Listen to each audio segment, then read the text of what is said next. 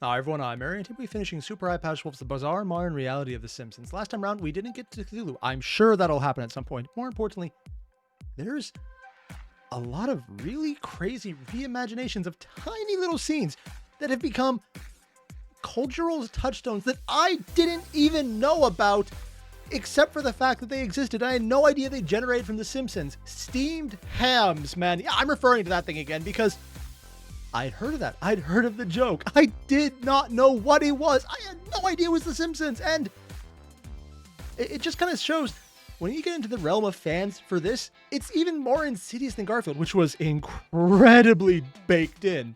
This one, it was such a cultural moment that random moments like that are going to probably take me by surprise in the future because I've heard of this. I know this meme and I had no idea the origination. There was this. So I'm kind of expecting it's going to be like that again because it already is. And that sounds kind of amazing. So if you haven't already, there's a link below to the original video. Hit it up. Let's get started. And it's here where I think some really powerful stories can be told. One in particular being the webcomic art style for it, Marge Simpson anime. Marge has always been this vaguely tragic figure of The Simpsons. She's this bright, loving person who's always trying to see the best in those around her, but is also someone who's spent her life surrounded by people who do not understand or appreciate her. Yeah, actually one of those few things she technically counts as a triumph because as horrible as her family is, as horrible as Bart, Lisa, not Maggie, Homer are, when you see the rest of her family, the bar is really low. She's creative and talented, but becoming pregnant with Bart at an early age, she's had to leave those ambitions behind and dedicate herself to the maintenance of her family. Oh. You know, I actually have no idea how old they are. I didn't realize Bart was an early born kid. I always just figured it's probably the hairstyle doing it, that's why. Huh. And now, at 36 it does fit the dark years humor of old, the she Simpsons has setup. no life outside the Simpsons house, no close friends or anyone she can really talk to. Oh, really? There's a sadness to Marge that is so ordinary and human, and while the show does occasionally touch off this side of her, the need for the world to return to its status quo, as well as the need for a certain amount of levity, means she will always be trapped in this existence that makes her unhappy. And Okay, one, I paused at a really weird moment. Two, I never actually considered so much of how this would look from her perspective. So even though everything he said about the character makes sense, and in hindsight, it was obvious and I've seen it and nothing is surprising, it's somehow also surprising because it never really clicked with me that, oh, she is literally the teen mom who threw away potential because that's what happened in the 90s. I'm sure it happens now. I've never been a teen mom myself, so I can't say I understand what that's like. But I do know the stereotype of, okay, you have kids, your life is over. I think that's a stupid stereotype, but I also know that it existed because that is a very constant way to look at it for a long time. I didn't really yeah, I guess she fits that. It's just kind of shocking because it never clicked until right now. Marge Simpson's anime frees her from this cycle. Oh, wow, that is weird. Surreal sequence of watercolors, it explores the isolation. Did they actually put in the three-colored fish? They actually put in the mutant fish that jumps out by the plant. Oh my god. The isolation and loneliness of Marge, even recontextualizing major moments in her life like the death of Maud Flanders, which in the show is a moment mostly played for laughs, but for here, it's depicted as Marge losing the one person in her life she could really relate to. Oh. Maud's death serving as the tragic trigger for Marge to go on an existential journey of self-discovery before she obliterates the world of Springfield in a massive blast of emotion. The fuck? And going on to find new happiness with her children. Marge Simpson anime is fucking beautiful, What? breaking open the character of Marge in a way. Okay, just a little bias here. This is not so much a comment on the style, the surrealism, or how it somehow translates into multiple art styles. I'm just a fan of watercolors. It's not my favorite painting style. That goes to Impressionism in general, early Impressionism especially. But this is just, it has a wholesomeness to it that you can't really get otherwise. And I just really like it when it's applied to mediums that it normally shouldn't be. Or I guess not so much medium as topic matter. When you do something that doesn't look like the standard pictorial scene for a watercolor, it looks so much more distinct because of that. Breaking open the character of Marge in a way that would never be possible in the show itself. And what's so cool is whereas memes like steamed hams or the Homer Bush gif repurpose moments from the show directly by altering the clips themselves, fan works like Marge Simpson's anime is that same memification. I'm so sorry, it's the only word I can think of. Only the worst part is I think that's actually a real word now. I'm not even joking. I've heard it before. I don't remember where, but I know I have. So either they were a fan of Super Eyepatch Wolf and they stole it, or someone else came up with it because the combination of words, meme, and ification is not that crazy to put together. Also, I'm pretty sure I've seen a bunch of these different poses in various things from the show himself, just in some of the random crazy pause scenes. So this might actually be a bunch of references rather than unique, but it's done in such a way that it looks absolutely original. Taken one step further, discarding the format of the show entirely and repurposing just the characters themselves, meaning that the ideas and stories these characters can be used to explore are limited only by the author's ability to draw or write them. And through this, The Simpsons can become really anything. Depressing Simpsons Comics examines its creators' feelings of anxiety, loneliness, and nihilism. Oh, that's the one we saw earlier about Bart going, I don't care, dude, after Milhouse is actually talking about it. And as far as art styles go, yeah, I see. It's depression, loneliness, nihilism. It's the super lined. It's adding so much texture, but also showing how it almost looks like a cardboard cutout head. It looks... a crack baby would basically look like this on a healthy day. But gives them this lighthearted and relatable twist by conveying those feelings through the characters of The Simpsons. The Ballad of Dark Homer imagines an alternate reality world of The Simpsons where Homer has been transformed into a monstrous shadow of his former self. So, intelligent? Or is this the premise? This is the premise of Hello Neighbor, isn't it? The effect it's had on the people who loved him. And the illustration collection Springfield on Real Estate puts the focus on the town of Springfield itself, showing it in the dead quiet of early morning or late at night, creating this beautiful sense of atmosphere and place. I can't believe it's a law firm. No, money down. Oh my god, this is such a silly character. I wasn't expecting this. I really should have, because previous parts were about the quiet moments in Springfield and how they had their own kind of beauty. But then people to just recreate them in their own unique ways. This is beautiful.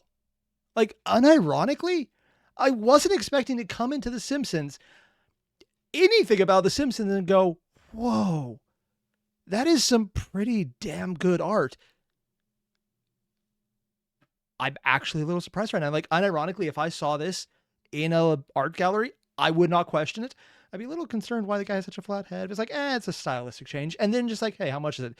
Probably find out that it's way too much and then be a little disappointed. But I could see that exchange happening.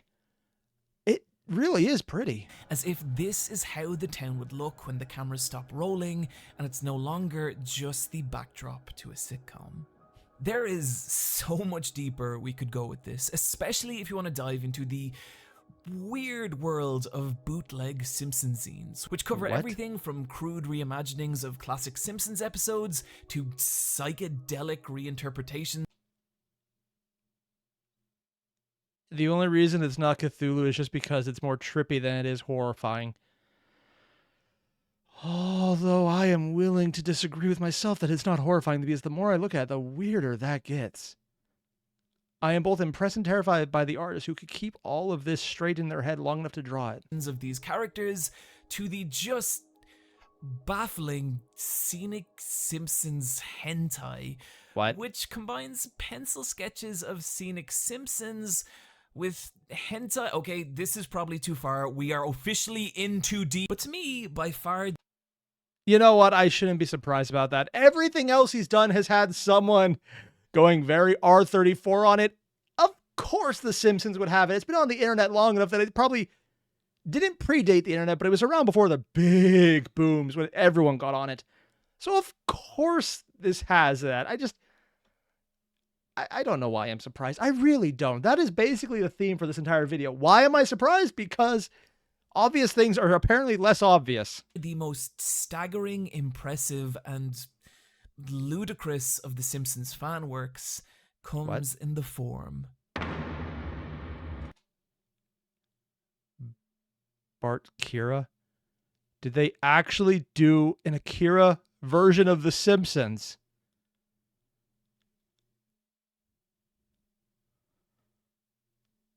I'm sorry, I just need a second to contextualize the fact that they did Akira,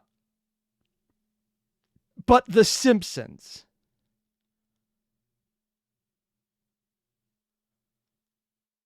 Okay. You know, there's a lot of things I probably should expect in hindsight. No, I'm going to give myself a pass on this one. I would not expect this. How? Of BartKira.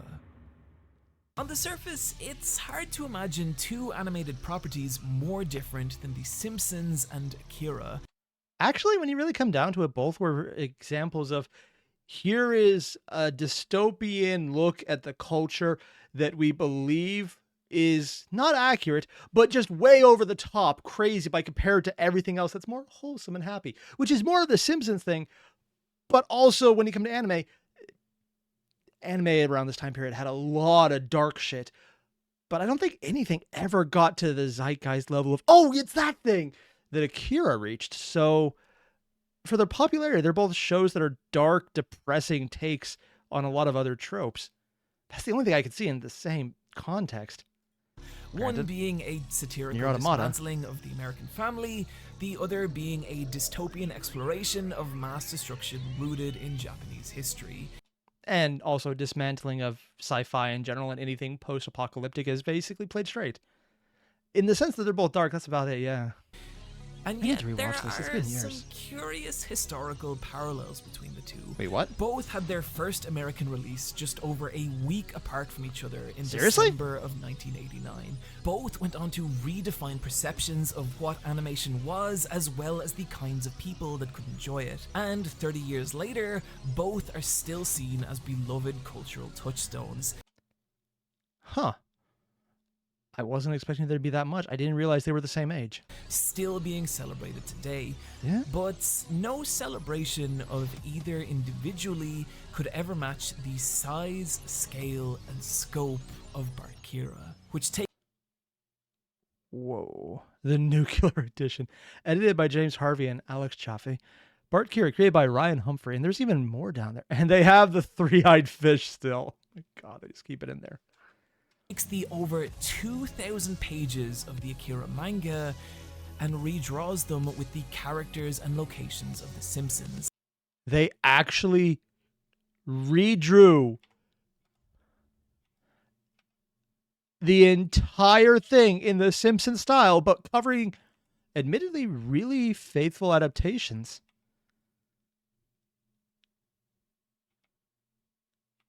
If anything, I think Milhouse actually looks even freakier because you can get away with that. And the color probably does it. This is definitely the color.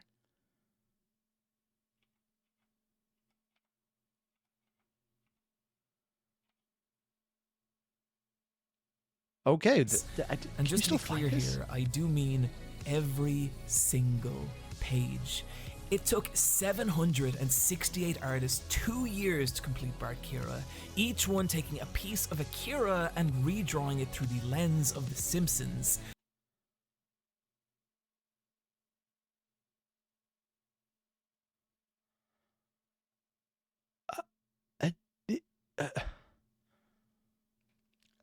I can't believe I'm going to say this, but this actually sounds amazing.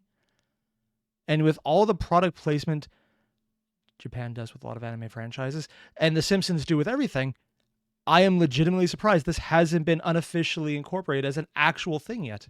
But each in their own distinctive visual style, with the art of BartKira swimming beautifully from page to page. One moment it could have all the pop and charm of a Saturday morning cartoon, and then the next it transforms into a dense, meticulously detailed rendering of a graphic novel. There have been so many. They said there was hundreds of artists on this. If this is a physical book you can get bootleg on eBay for some reason, or if it's a PDF you could find, I need to find this because unironically, I kind of want this just to see the art styles. On top of it being Akira, which admittedly I didn't realize was a manga. I thought it was actually just an anime itself. That means there's more of it I haven't seen.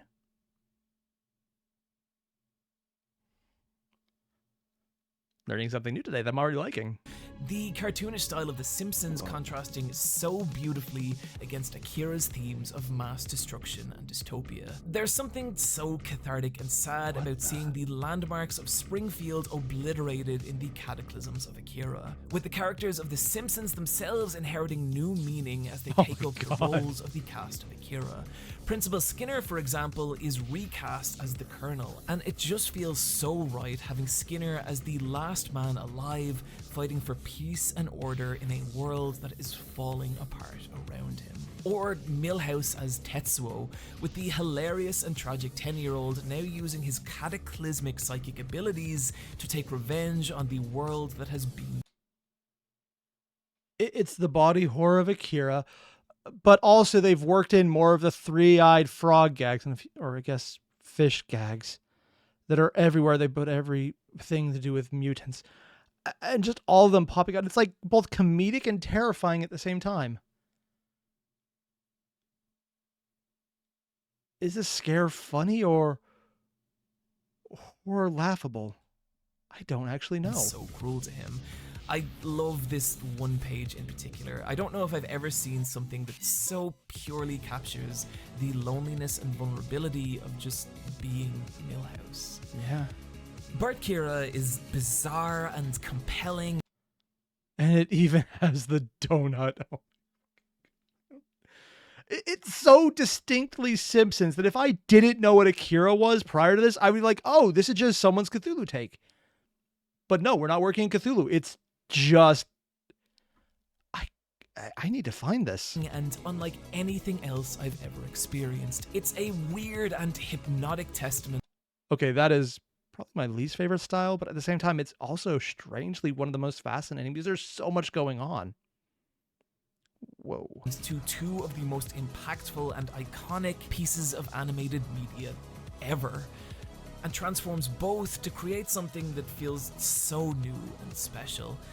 And what's more, it's all available for free online, which, just like everything else I talk about in this video, I will link in the description below. We've covered a lot today. Like, unironically, I'm just, after this video, I'm going to find that. I'm going to see if someone made a printout version because, admittedly, I just want a physical copy of that. It sounds awesome, but I will definitely check out the digital just to see what it's originally like. But there's one more thing I want to talk about. And I leave this to last because to me, this more than anything else we've discussed reflects the modern reality of The Simpsons, and it is the surreal world of Simpsons Wave. On October 27th, 2015, a video was uploaded to Vine that layered an old Season 7 clip of The Simpsons with the track Resonance from the artist Home. Okay, this is going to sound weird, but I think I've heard of that artist before. But I don't know why. Maybe I'll know as soon as I hear the song. Oh my god, it's literally the outro music everybody uses. I've heard so many... Oh, yeah, I know that style. And whatever it was, something about... I have heard so many different YouTube tracks use that outro. Hell, I was thinking of using it myself, except I have no idea if it's copyright. I didn't want to risk that, but goddamn. This 6-second video just captivated people. It went on to be viewed 31 million times, and over the course of the following year would spawn an entire subgenre of YouTube videos. Okay, there was a lot of things I was expecting. And for the second time in this video, I'm just going to throw out Simpsons relaxation music is not one that I ever thought would come up. We had Cthulhu adjacent things, and I'm going to say it's the Cthulhu connection because it always goes something like that, apparently. But apparently, a specific niche musical fandom is not what I was expecting.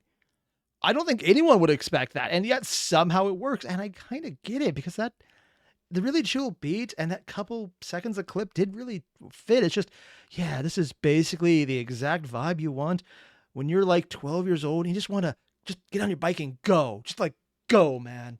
And you have no idea why or where or how to do it, but just the urge to do it is great. Before you realize your bike doesn't have any tires because they popped and you just can't afford to replace them. And it's like, hey, reality sucks. I'm not saying that because my bike had a pop tire. It had so many every damn week. I was a regular at the goddamn tire shop. But more importantly, just the chill atmosphere really did fit. And I get it. I'm having trouble wrapping my head around why I get it. That's the hard part. With different people layering ambient vaporwave mixes over old clips of The Simpsons. But it's good music on its own, process a step but it just further works. And creating entire music videos by heavily altering the Simpsons footage itself, adding in degraded VHS effects to make the animation feel aged and nostalgic, or breaking apart these video clips entirely to create these surreal, dreamlike experiences. That's where it reminds me of. It's basically AMV culture. Except, I want to just add the point of, it feels nostalgic, but Simpsons is around long enough, even if you use something brand new, because of The Simpsons, technically it would count as nostalgia. Because it has been around longer than some classical movies that are out right now, like Lord of the Rings.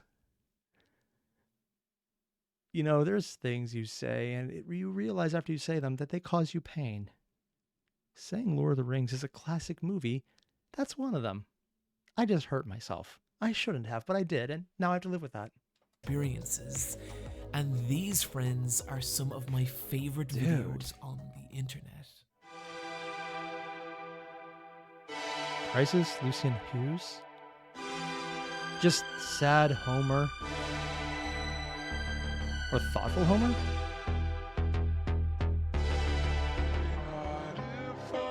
Feeling fine? Whoa, okay, that is not how I was expecting.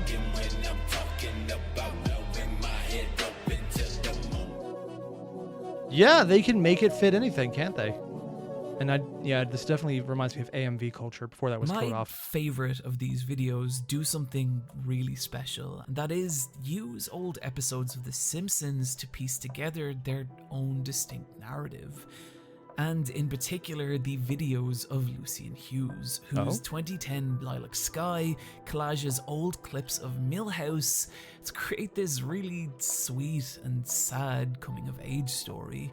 Likewise, the video Dead Bart builds this horrifying alternate reality where a deranged Ned Flanders forms an unseemly relationship with Bart before murdering him. And the video... Okay, that was a bit of a twist.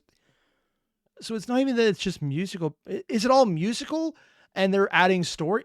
They're probably musical notes that are adding story to give a vibe before the edits make it all go crazy. Crisis, maybe my favorite of them all, sees Homer trapped in this gorgeously surreal but sad existence as he becomes lost in a world of loneliness, infidelity, and isolation. And it's in this video particularly where I think Simpsons Wave starts to touch on something deeper. There's a feeling of sadness to a lot of Simpsons Wave, which show their characters as confused and depressed, even frightened. Going to throw my 2 cents in. I'm assuming that's why they use some of the older Simpsons stuff, because at least in the previous video Super Eyepatch Wolf did about, the new but not the current newest stuff was more jerk Homer doing stupid shit and not understanding it. So more the humor is that he doesn't get it, as opposed to the humor is he gets it and everyone's rubbing it in his face. So the old stuff probably has more of the darkness because that's what they were playing with, and that's probably why they make it work better here, because it has that nihilistic vibe that kind of fits. Huh.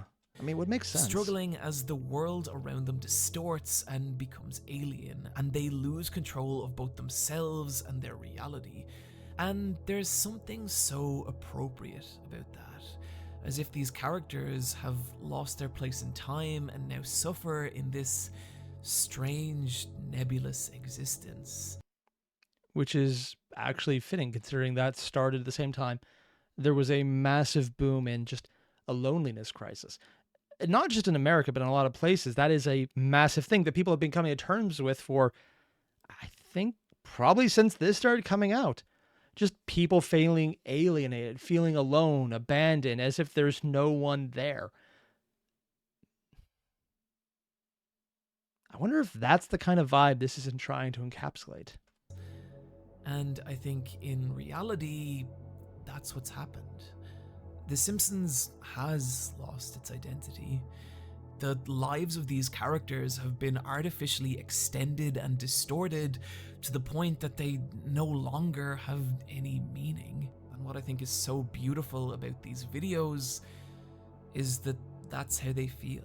These characters feel lost, like they no longer know who they are or why they exist. And in showing this, they so perfectly captured the plight of modern Simpsons. So if it's not intentional, it's just really well done because of that. And if it is intentional, then it does really show the abandonment of quality from the first 5 seasons to everything after that. Really looking forward to the next video in the series where things aren't fucked up.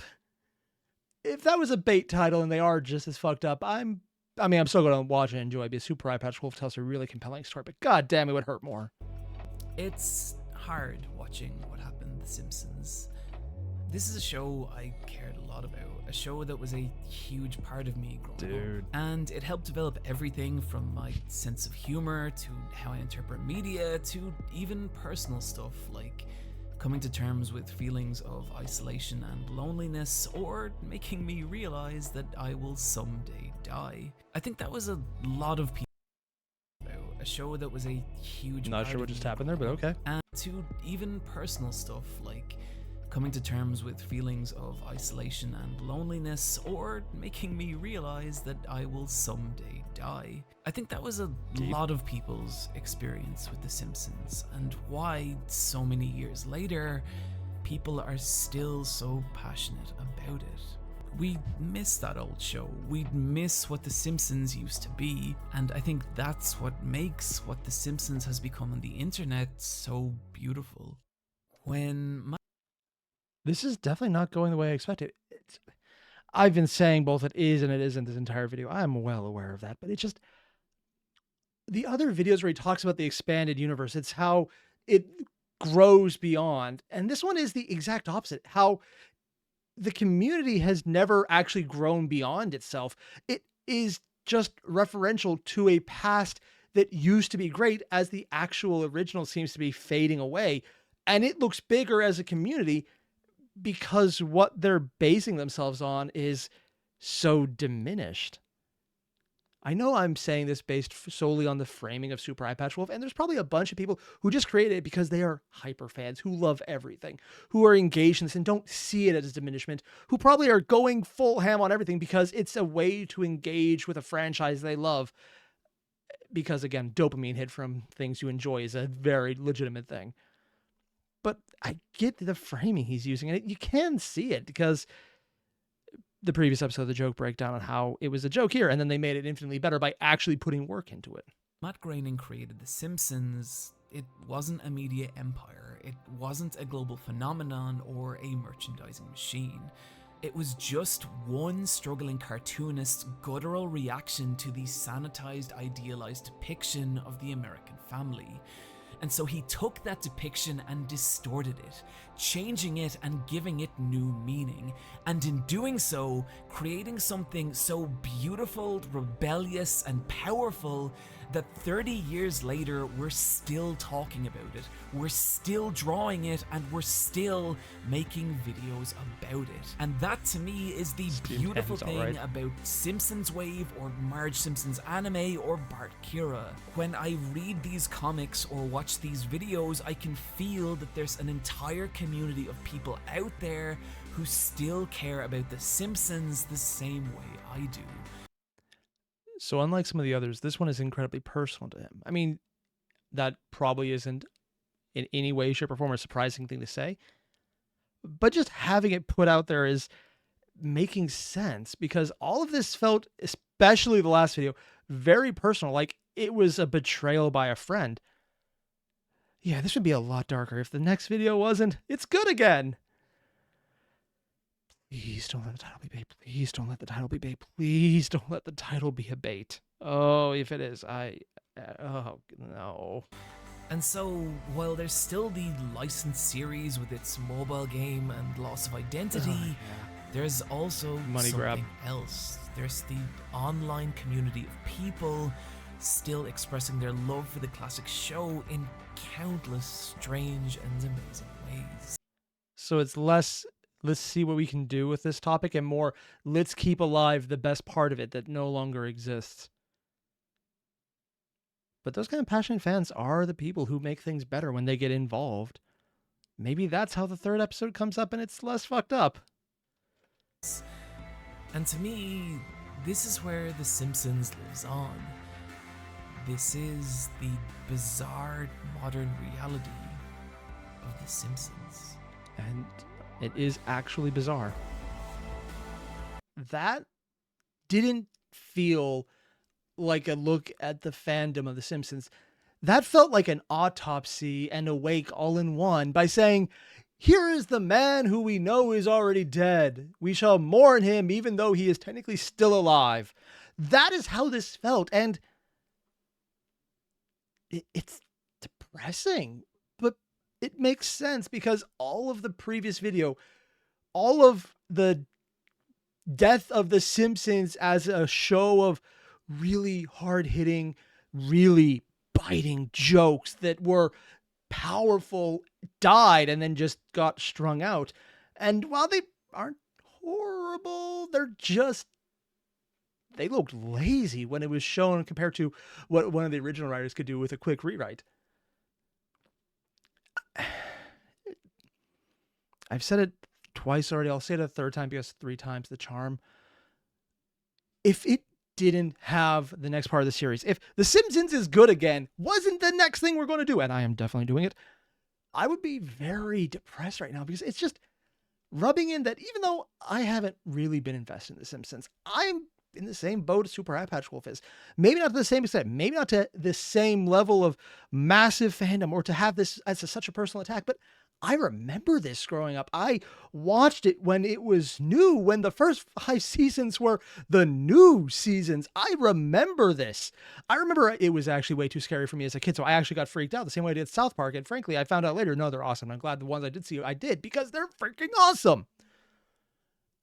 But then seeing how that thing that I thought was super edgy and crazy and really biting when I watched it, because it was so detailed, and then now, if it ended at it's shit and it's a corporate grab and it's basically the EA-ification of the franchise and thing people love, I would be in a much darker place right now. And I've said it and I'll say it again. Thank God for that third video. If that third video is not what I'm thinking it is, if the title is bait,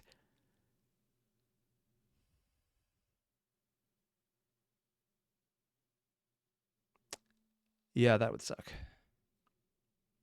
So I'm not going to think about that, because that way it leads to, I mean, admittedly, just the internet in general, so madness.